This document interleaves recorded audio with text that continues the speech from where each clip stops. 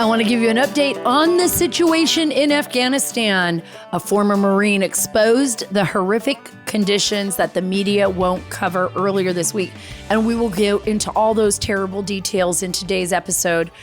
Today's episode is sponsored by AMAC. You know how much I love AMAC, the only conservative alternative to AARP. Join today at amac.us/Carter. Lots of people speculated about the brutality that women and children would face under the Taliban rule. And I saw that with my own eyes in Afghanistan. I was there. I was on the ground in Afghanistan from late 2007, off and on, all the way up until I think the last time I was in the war zone was 2015 when I went to Iraq to cover Islamic State. It is even worse now than we had thought. I promise you. You can't miss this episode. You cannot miss this episode. I'll also be joined today by a hero veteran and a very, very good friend, Mark Stevens. Stevens served for over 20 years in the U.S. Army in the Special Operations Unit. He served with my husband.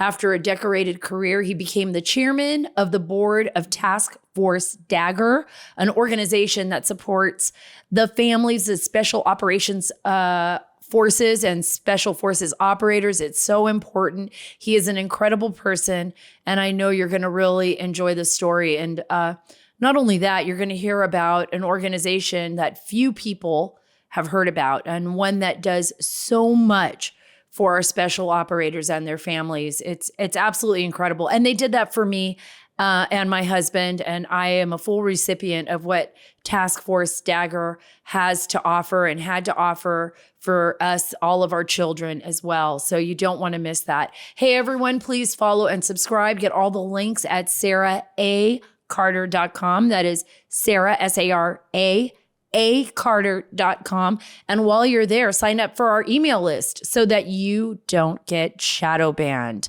So you all know we have a new sponsor, Allegiance Gold. Gold and silver. It allows you to protect what you have worked so hard for and give you back the control and privacy that you need.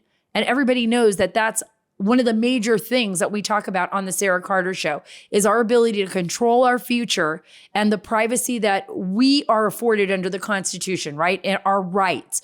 And because reputation is so important to me, the only company that I recommend is Allegiance Gold. Get $5,000 of free silver on a qualifying purchase when you tell them that Sara sent you. My friends at Allegiance Gold can help you protect your IRA, your 401k with physical gold and silver, or have it delivered securely right to your door.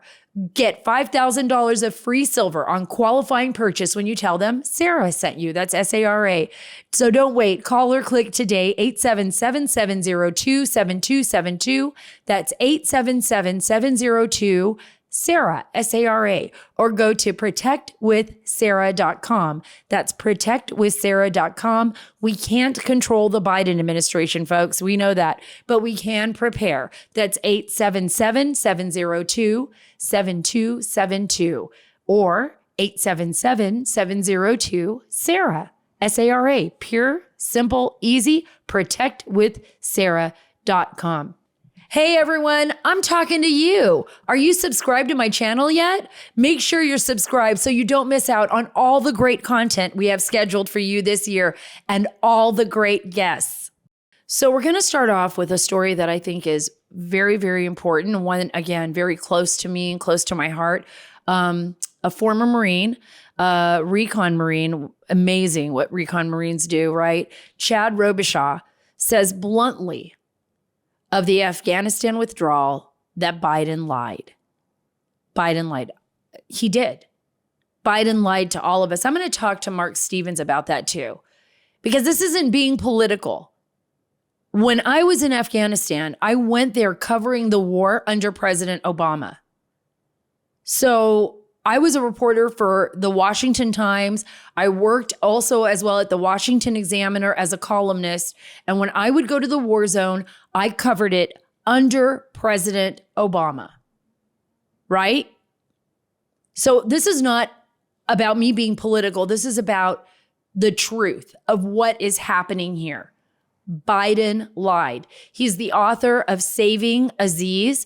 Robichaud told Just the News, No Noise, which John Solomon, actually my old partner in crime there, working on stories, they told Just the News that President Biden was completely dishonest with the American public when he said, among other things, that Americans were able to evacuate after the botched Afghanistan withdrawal. I knew that was a lie. I was telling you guys that every single night on Sean Hannity's show, because I was on the phone every single night, every single day. It felt like I barely slept for weeks during that botched withdrawal, where I was able to get some of my friends out, my trusted, I feel like family. Salim, you are my great, great friend, and I care about you so much. And we were able to get him and his wife and his child out. And I just recently, my husband and I were able to help with getting some of Salim's extended family, my driver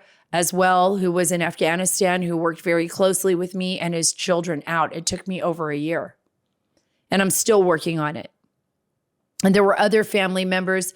Sherdil, a great friend of mine, he and his sons came and are now here in the United States. And there were so many that were abandoned.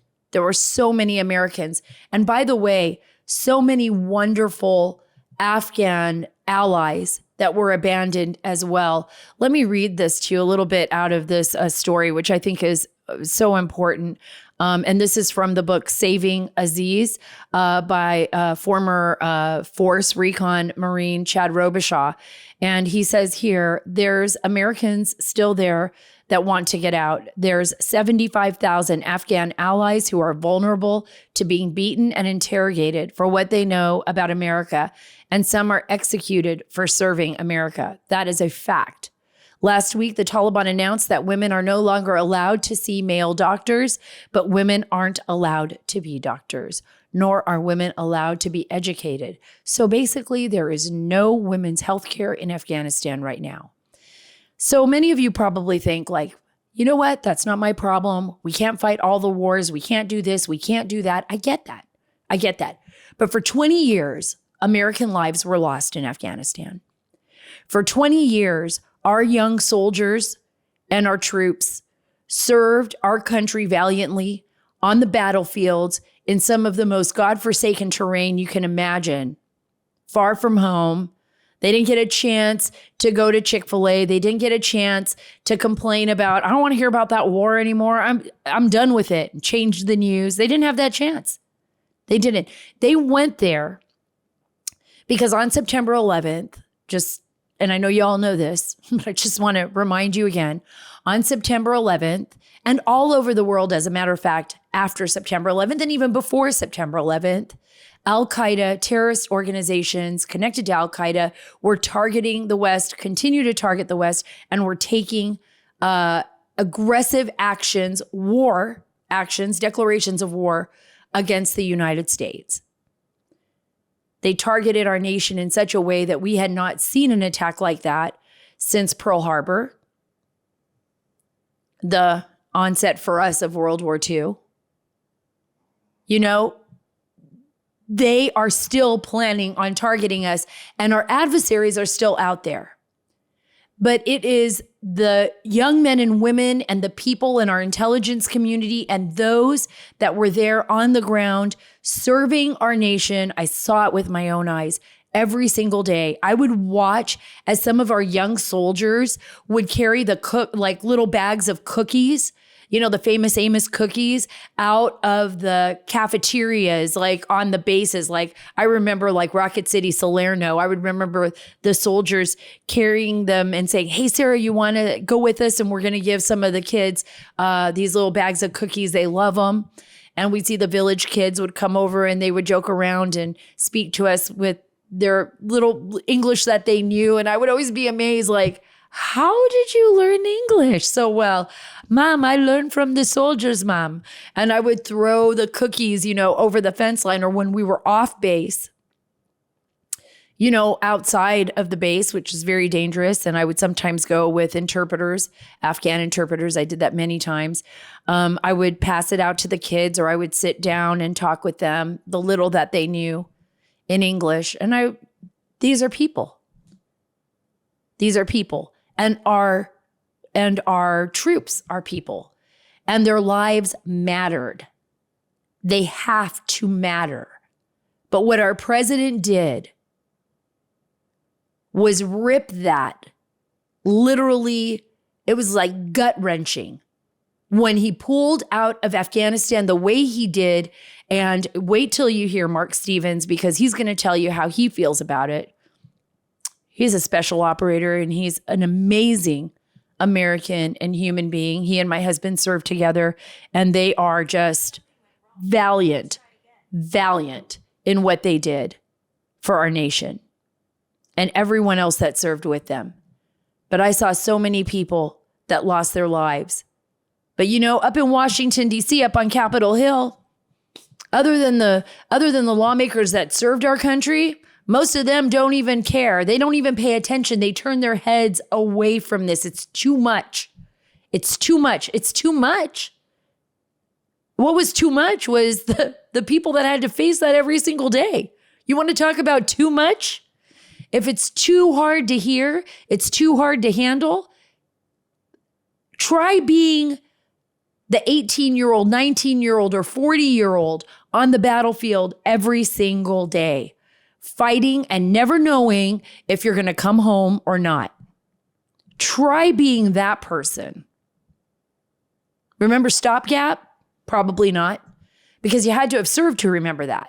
But a lot of times people had to just keep coming back and coming back and coming back and coming back. And they live with those demons every single day. But we walked away from Afghanistan. We basically went in there, dumped trillions of I'm just going to say trillions because I think it's somewhere around there. It was probably hundreds of billions of American taxpayer dollars into a country that we never had a plan for. We put the lives of our children, our men and women, in a battlefield in a land as ancient as Christ. And many of them, at least over 7,000, right? You think about Iraq, Afghanistan. That's the last thing they saw before they left planet Earth. They didn't see their families. They weren't in America. They didn't get a chance to go to Chick-fil-A. They didn't get a chance to, watch the Super Bowl at home with their families. A lot of them were doing it over there. Many of them were sitting somewhere on the border of Pakistan or somewhere near Iran, alone, wishing that they were home, or playing cards late at night. I remember that a lot. Sometimes playing with the wild dogs out in the, that would come onto the bases, and they were super cute. But, trying to find any semblance of normalcy in a world that was completely abnormal, in a world of war. And for those that came home, they're still being haunted, which is why I'm bringing Mark Stevens on this show. And as for the young women and children in Afghanistan, their lives also mean something. For all you feminists out there, want to talk about really having a shitty life? Try being a woman in Afghanistan. Try having no say over the direction of your life, over your body, over anything, over your thoughts. Imagine spending your entire life in your home, which is a prison. Being forced to marry some man that you don't even know, having him touch your body. Imagine being so disgusted,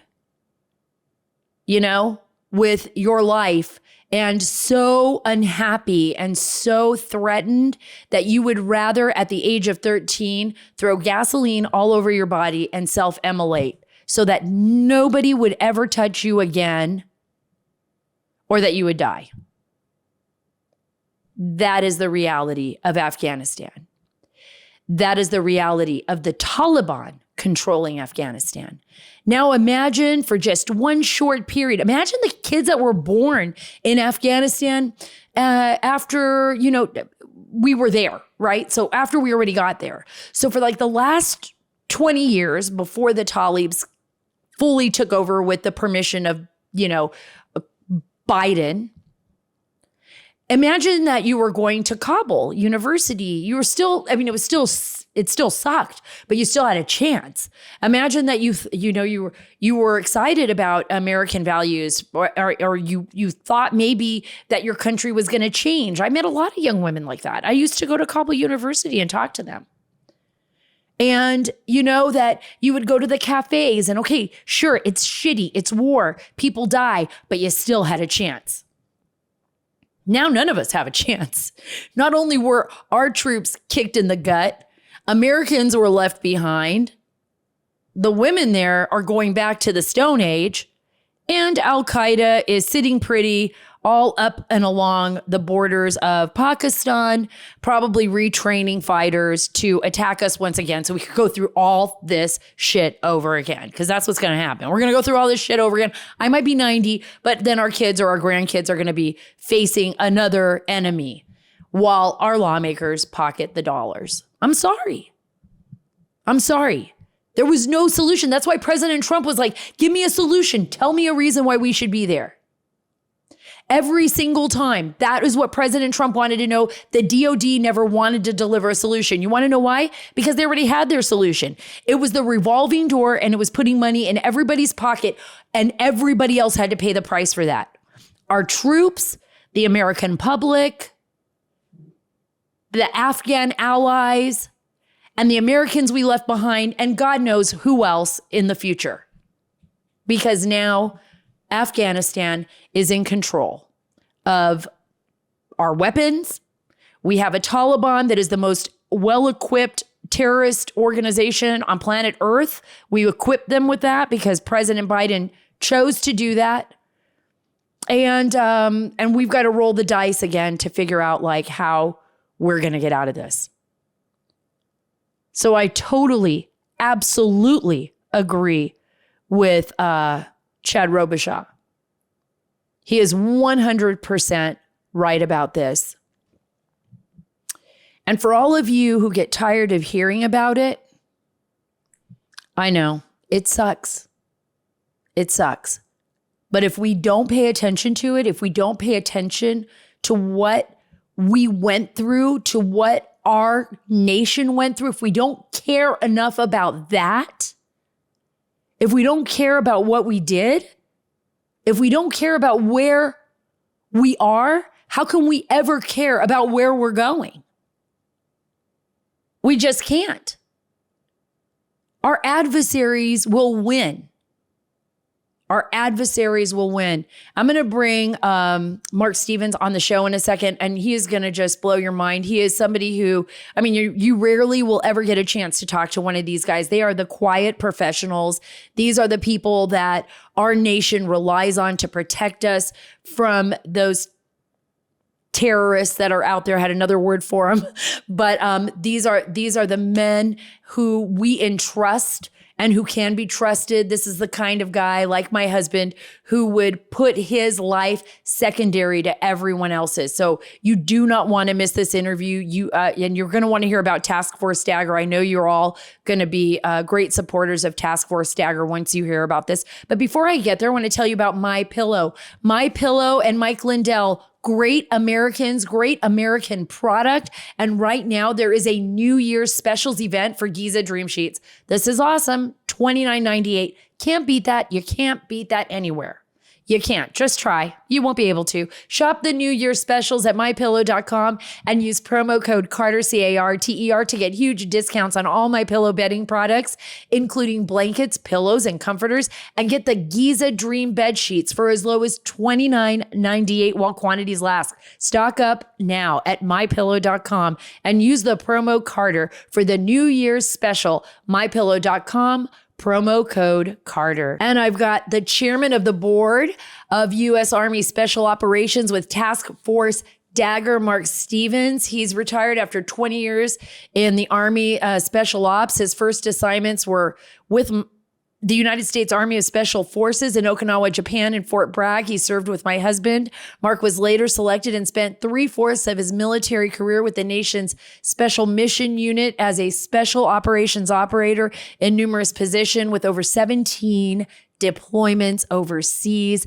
I mean, I know he would never tell you, but he has the Silver Star, the Legion of Merit, 4 Bronze Stars, 4 Purple Hearts. He served in Somalia, twice in Afghanistan, and Iraq once. Defense Meritorious Service Medal. Mark also received the United States President's Volunteer Award in 2022. Mark was inducted into the U.S. SOCOM Commando Hall of Honor, and I am honored that he is my friend. So happy to have Mark Stevens on the show, a good friend, probably one of my husband's best friends, but that's not the reason why I brought him here. I didn't bring Mark on here for that. I brought Mark on the show to not only talk about my husband and tell me stories I maybe didn't hear before and see if I can squeeze it out of him, but because of Task Force Dagger and all the great work, Mark, that you do for our wounded veterans and for their families and for Gold Star families, and what you did for our family after Marty was wounded. And this, I mean, which is ongoing. I think it's a lifelong. It lifelong for you, right? It is. Tell everybody about Task Force Dagger. So first, I really appreciate you having me on and giving me the opportunity to talk about the organization and what we do. There's a lot of great benevolent organizations out there that do great things, but from our perspective, we're focused on the special operations community and their families. And as being married to somebody from that life, normally first in, last out. They're still fighting, even though we may think things are done and over. Special operations is still out there fighting around the world in a number of countries and large numbers. And so that's something that I really want to emphasize, because I don't think enough people know about this. And this is a very closed community. There's a lot of secrecy behind it. We don't know, these are the nameless heroes, right? The people that are out there every single day, like what you did, what Marty did, some of our friends that have been lost, who've given their everything for their nation. But these are the folks, guys, that are out there fighting the fight every single day when we don't hear about wars on our news, or when it's not just the numbers. And I don't want it to be just the numbers. While we're sitting here at home, there are people out there fighting every single day to protect us from terrorism, to protect us from our adversaries. Right, Mark? That's exactly right. And the toll, when you have somebody in the special operations serving, their family serving too. It's not just the individual. I mean, so the effects that this has short and long term is exactly why we exist, and the things that we do in the areas that we focus on. And we focus on 3 things, and I'll hit them real fast. We do immediate needs. And what that is exactly what it sounds like. It's random things that an individual's personal insurance, the VA, or the government doesn't cover.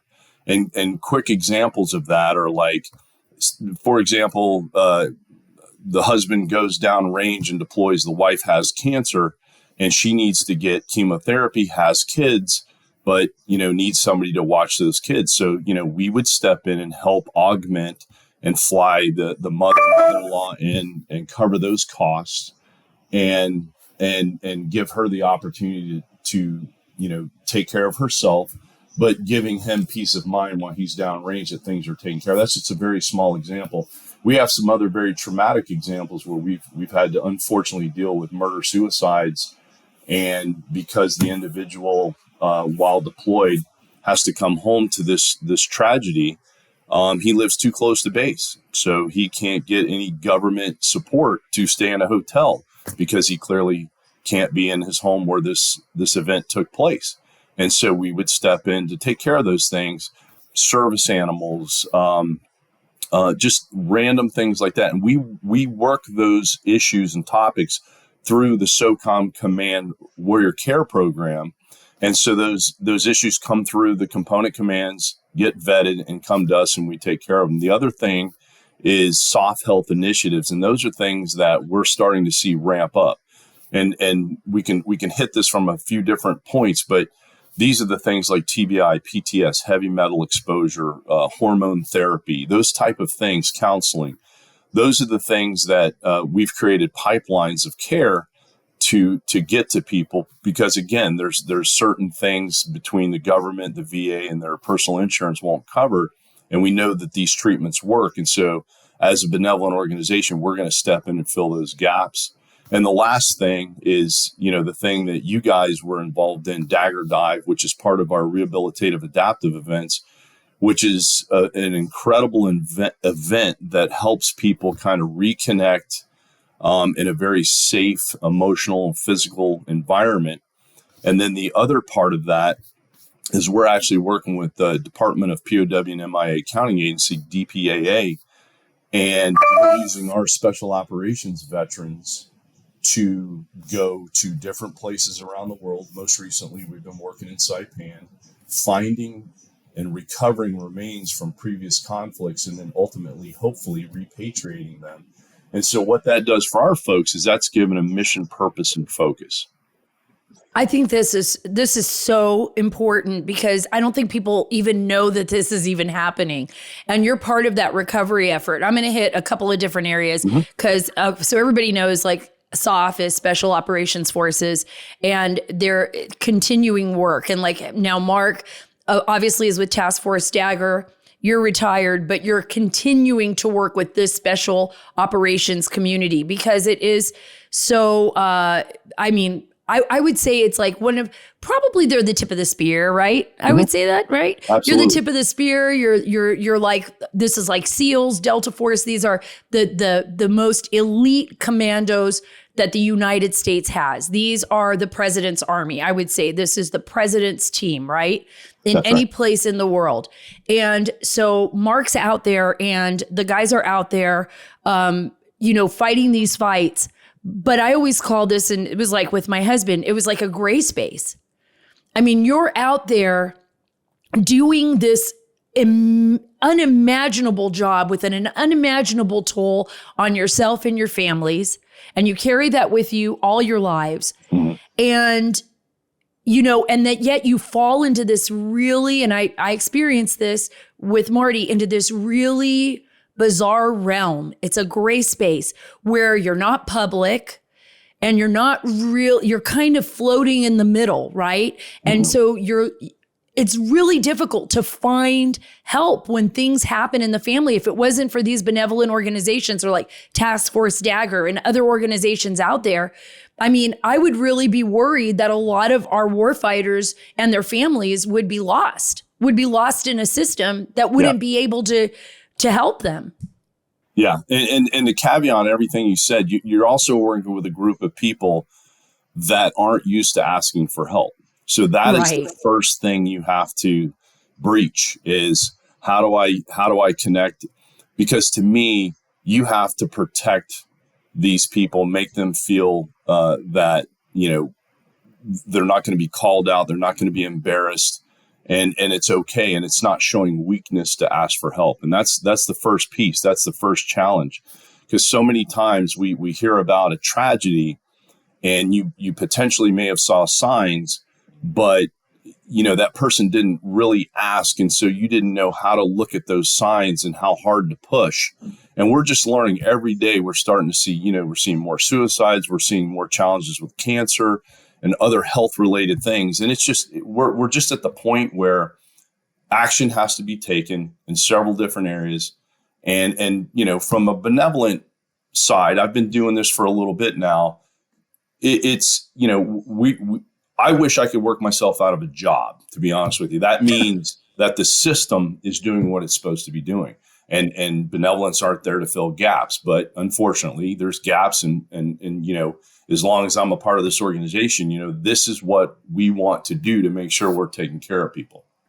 How do we get past that? And then I'm going to go into all the fun stuff that you do with Task Force Dagger. And I want to talk about, some stuff that's not so much fun, is talking about like what happened in Afghanistan. And I want to get your feel for that. But both you and Marty, you've lost friends.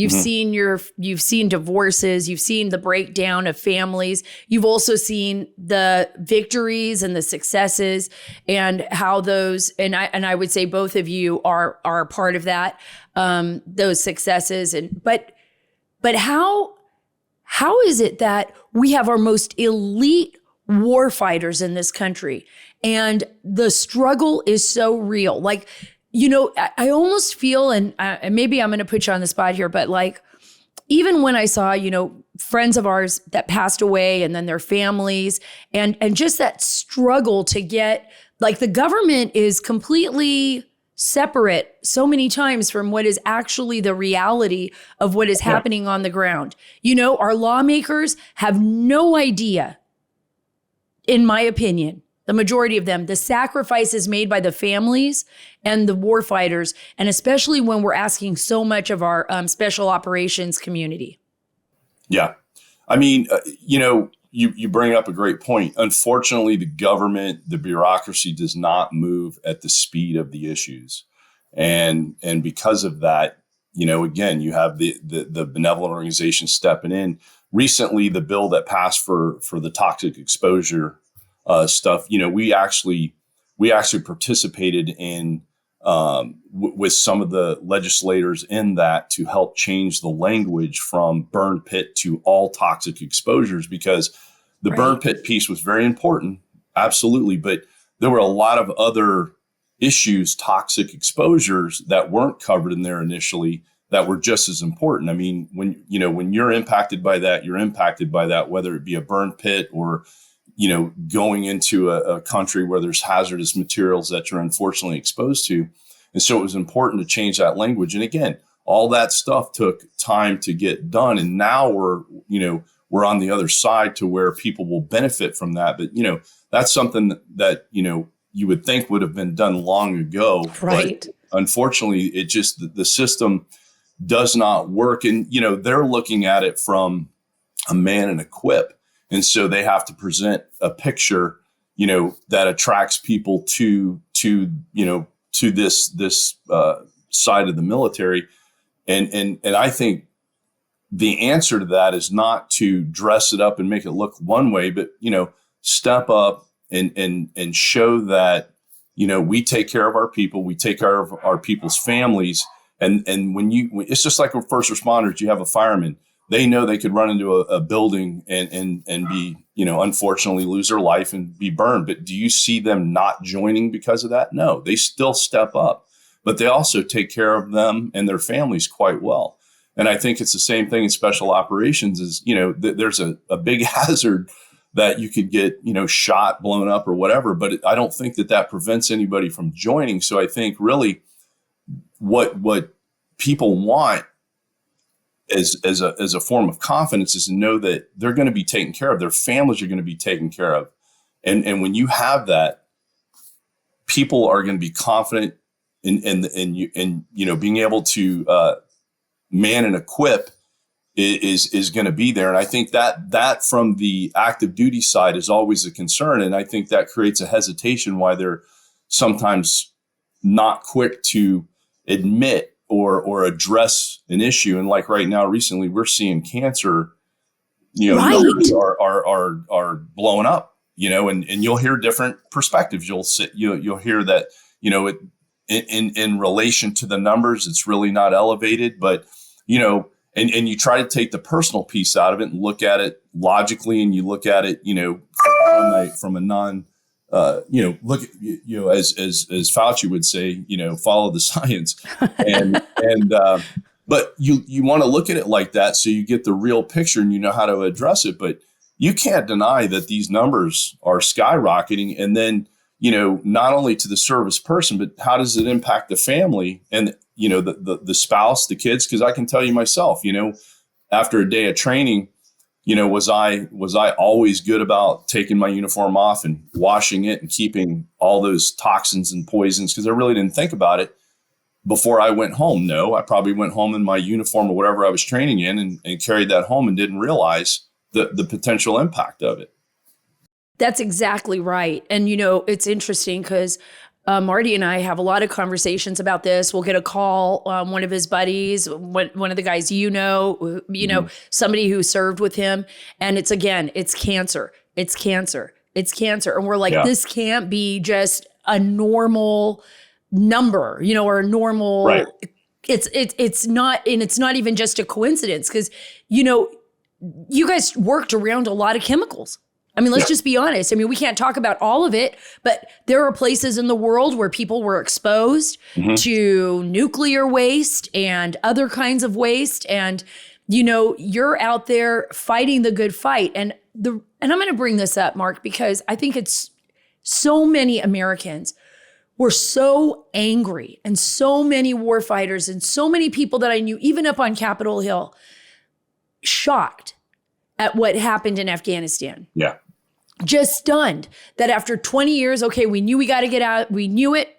Eventually we were going to get out of there, but we turned everything over. And I'm not trying to make this political. I'm trying to make this from the heart, right? From the heart, as somebody who served there, families who served there. It's going to be political anyways, because I guess, it was one president. He made the decision, and that administration made the decision to turn everything over to the Taliban, and then left everybody exposed. What were you hearing? Because I know it was like somebody literally kicked Marty in the guts. Like when he heard that, and everybody I knew around him that was working there felt the same way. I will tell you, having spent the time that I spent, along with so many other people that spent, time there, bled there, lost people there, and understood what the mission was, for the Afghan people and what we were trying to accomplish. Look, I know that there was a time when we step away, but there is a difference between a withdrawal and a retreat. And what we did is we retreated. When you control your exit, that is a withdrawal. When your enemy dictates the way you leave, that is a retreat. And what we did in this case is a retreat, and that was absolutely wrong. We could have accomplished everything that needed to be accomplished to step back from that engagement and do it in a very clear, concise, planned, methodical way that would have been obviously less dangerous. We wouldn't have been leaving any Americans behind, and all the things that we saw from that. And to your point, how Marty felt, how I felt, let me tell you, the people and the issues that we had to address through the foundation because of this elevated. We saw the depression, the effects of feeling like, okay, I lost my leg, I lost my arm, I lost my eye, whatever. What did I lose it for? It almost took that away from them, because it takes time for a person to adjust to a loss like that, or a tragedy. And then to have it feel like, okay, everything that I used in my personal power to come to a good place, to deal with this, whatever I'm dealing with, injury that I'm going to be affected with for the rest of my life and my family, all that feels different and wrong now. And again, it was completely avoidable to have it be done the way it was done.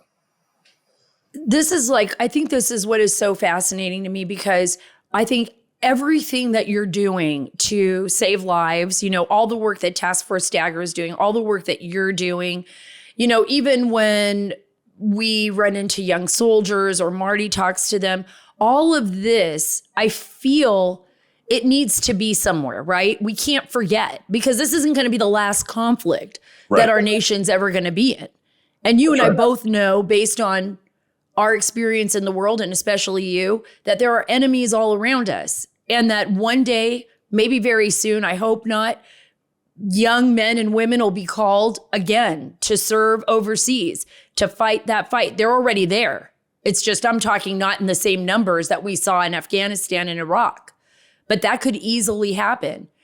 What do we do to kind of, and maybe I'm looking for is there a solution here? I mean, do we take what we've learned here, lessons learned, and what could we do to ensure, like you said, you passed the bill, which is amazing, because I think it's going to save lives, and I think you're drawing attention to that. But what do we do so that the soft community doesn't fall back into this again, so that we can build on it, so that we can save lives? And what can we do to hold our government accountable for the possibility? I mean, we may have people out there with cancer that are dying, and I know we do, from exposure. And, we have people, even in our own community, that are high ranking, probably, and others who want to turn their heads the other way and hope it all goes away, Well, I can tell you that, I in the special operations community at large, and I can speak specifically to my past life, part of becoming better is, being able to train and do things and then learn from your mistakes. And we call those lessons learned. And unless you take those lessons learned seriously and you apply them, then what good are they? And how, that's the only way that you can adjust and fix anything in the future. Now, every time you go to war, there's this tendency to always train and equip for your last fight and not look forward to your next enemy. And it's very important that you look forward, but you have to take those lessons learned to do that. And so, the hope would be that we, there's things we just don't know. And there's no blame here. There's no fault here. Right. And I feel like sometimes that gets in the way. There's somehow some fault to be had, and people are resistant to stepping in to resolve something because they feel like there's a blame here, but there's not. When you fight war is ugly. It can be very ugly. And the places you go, and the things that you're exposed to. But the point is, we know that things have happened. So, we need to just recognize them, understand them, and then figure out how do we prevent them from happening again. So you're mitigating as best you can for let's just use exposures for an example, that you provide training and equipment that will help mitigate that. But then also looking backwards, you work with the people that have been exposed and give them the best opportunity to have best quality of life and their family moving forward. I totally agree with you on that. Part of that was what Task Force Dagger did for us. Because when Marty and I decided it, you had reached out, and obviously being a great friend said, look, we would love for you and your family. And remember, Annalise was a baby then. This was like 9 years ago, and you said, bring all the kids. Let's come to Florida. Let's get your scuba license. Let's dive again. And, and just for everybody out there who, most people know that my husband is blind, but he really is blind. He can't see anything.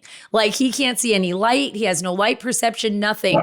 So, and he was a master diver like you. You're probably a little bit more of a master diver than Marty, but he went and dove with Mark. And I actually got my scuba license, and there were families there that were Gold Star families. There were children who had lost their father. I remember the two little girls that played with Annalise all the time. I still have pictures of them. And, and it was such a time where our family could bond over this. And it was so important. And even Admiral McCraven, I liked him then. That was when I really liked him. And he came out with us, and we were diving together. I thought that was just so incredible. Yeah. It's an amazing event. The whole purpose that we use diving as the medium, and it's a way, for some families, and you may have even witnessed this when you guys were there, is you get families that have come back together, say after a deployment, and he's the alpha, he leaves, mom has to become the alpha, take care of the family, keep the family together, and then he gets home after deployment. Now you got two alphas in the house. And you got about 36 hours of détente, where they'll get along. They're happy to see each other. And then after that, you start getting a little bit of rub, a little bit of friction. And the majority of the time that kind of shows itself verbally, So when I put couples and families in the water, I remove the whole verbal friction thing, because now it's all visual and touch. So you have to learn a whole nother way to communicate, and you take that piece out. And it's almost like a quick new start point to become buddies again, and to rely on each other, and figure out a whole nother way to communicate. And believe it or not, it's incredibly effective.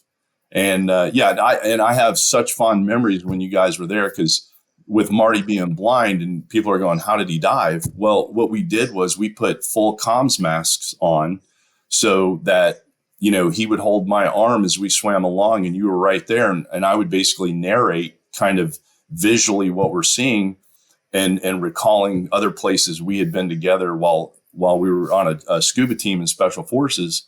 And it worked great. He's a combat diver just like me. And I mean, he's an amazing guy, whether blind or not. I mean, he stepped in, putting people's equipment together by feel, and just never missed a beat. He's an amazing individual. Yeah, he really is. I mean, it's crazy. Like, I would be completely lost. And I always say that I look up to Marty because I don't think I could ever be. I always tell him, if I would have been the blind one, it would have been a nightmare. It would have been over. I would have been like throwing shit all over the house. I can't find my makeup. I would be like, I don't want any of you. It would be like a really bad after school special that just ends in like a train wreck. I'm serious, Mark. But Marty's I don't know how he does it. I honestly, I watched him, and each time I watch him in amazement, how he deals with it. He doesn't, I'm sure inside he thinks about it, but he really, he manages it so well, and how he deals with it. And then openly how he deals with his surroundings and people. And man, it does not get him down. It does not slow him down. It's amazing. And he, he's always been that guy to figure things out. And then I swear, I think he's figured out another sense, because he lost this one. He's figured another one out to heighten. And it's incredible how he deals with it. Yeah. And you're absolutely right. I think I am always amazed. I mean, even we moved into a new house here in Texas. I love living in Texas, and just how he figures it out so quickly. And then he takes it as a challenge. But I think that's in all of you, but it's in all of you, but it's there if you have that family support, and you have the friendships and the people, and that strength that people give you. Mm-hmm. Because I think you're right. I think there are a lot of guys and gals, out there that have suffered from post-traumatic, stress disorder, PTSD, or TBIs, and they may not be as lucky, to have the people in their lives that we do.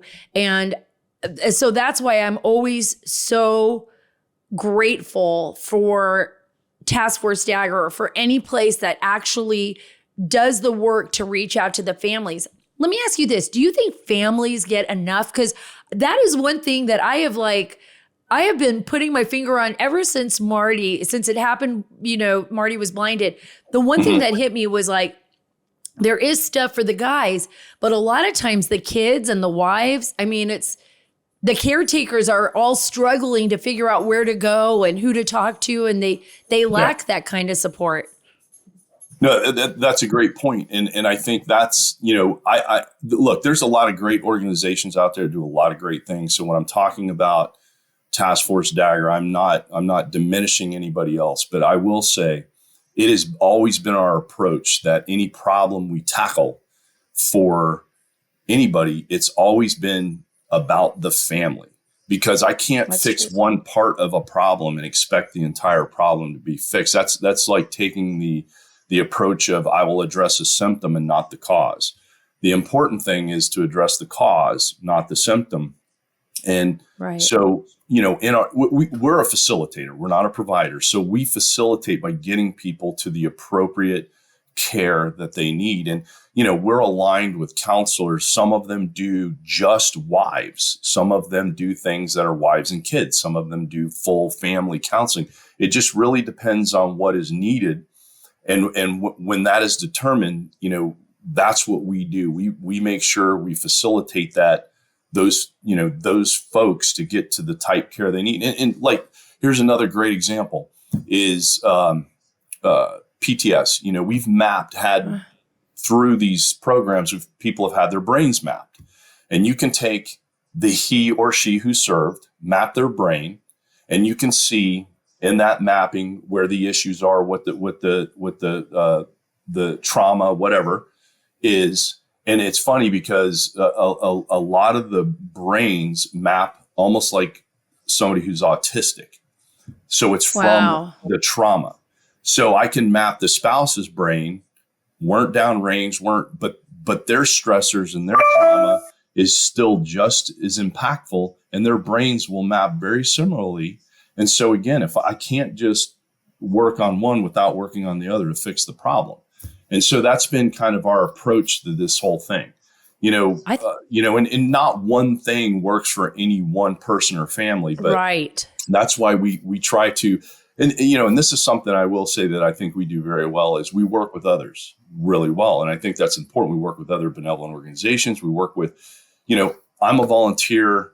I try to ensure that this organization is as lean, almost painfully lean, to make sure that, we don't become a bureaucracy. We're here to provide support to those that need it. And in doing so, that might mean working with other organizations that do something other than what we do. They may do it better, whatever. But you got to be open and you got to encourage those teamings and those partnerings, because at the end of the day, it's not about me. It's not about this organization. It's about who we serve. That's right. And I mean, you're 100% right. And it's about the family and it's about trust. And I think one of the things that I learned and I took from it when we were down there, not only building that trust with the family, because we were a new family then, and when Marty was blinded, we had been married, only a short period of time, and we were still figuring each other out. And, and then, so being able to go to Task Force Dagger, much after, he was blinded, but being able to be there with the whole family was a way to build trust together as a family. We were able to, and me going in scuba gear down into the depths of, Key West, where Mark, you said, don't even worry about it. There's no sharks. The first thing that I saw when I went under after getting my license was a giant nurse shark literally following you and Marty around like you were the leaders. I thought they were going to eat you. I didn't know what was going on. I was like, what do I do? Do I run over and try pounding it on the head with my fist? What do we do here? Obviously, I didn't need to do anything, right? Nurse sharks are okay. Yeah. No worries there. That's funny. I want to bring you back on the show. There's so much I want to talk to you about. I want to get for every one of you out there that's listening to this, Task Force Dagger is amazing. Where can our listeners go to help, to give money to Task Force Dagger, to fund, to help with projects in the future? What can we do? Where can we go? Well, so for us, it's very simple. We have a website and it's taskforcedagger.org. You can go there, you can donate, you can learn about the organization, you can see who we have on staff, who we have as our board members, and see what we're all about. And, we're very transparent. And I think that's incredibly important across the board. People need to know if I'm going to donate, what is it going towards, and know that, the bulk of what I'm investing in is going to go towards the missions. And I'll leave you with this. We're just doing our end of year wrap up, and I'll give you round numbers, but we did almost 600, supported 600 people this year at over $700,000. And we did it at about 97 cents on the dollar. So our overhead was only 3%. And we're very proud of that. You hope you can duplicate that every year. As far as the overhead goes, our overhead footprint doesn't really change.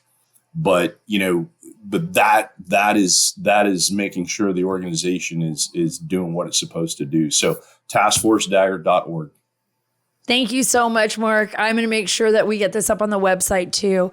Taskforcedagger.org, folks. That's where you need to go. Believe me, it helped change my life. And I know it's changed the lives of so many families out there. You guys are doing God's work, Mark. Thank you so much for being our friend and for being on the show. I'm bringing you back. It was incredible having Mark on the show. I always get really excited when I'm able to have one of my husband's very close friends on the show. I have so much respect and love for them and for my husband, especially. Marty, I love you. You're a real hero.